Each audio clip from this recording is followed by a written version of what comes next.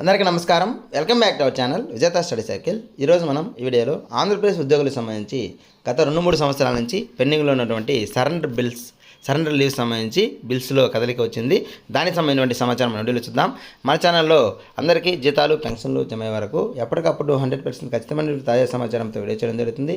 అలాగే డిఏలు, PRC, service matter సంబంధించి ప్రతి అంశాన్ని వివరిస్తూ విశ్లేషణ చేస్తూ ఉదాహరణ తీసుకొని వీడియో చేయడం జరుగుతుంది.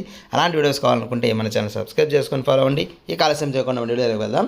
నిన్నటి నుంచి కొన్ని శాఖల్లో బిల్లుల్లో కదలిక అనేది ఏర్పడింది. కొంతమందికి నిన్న కూడా జమ కావడం జరిగింది.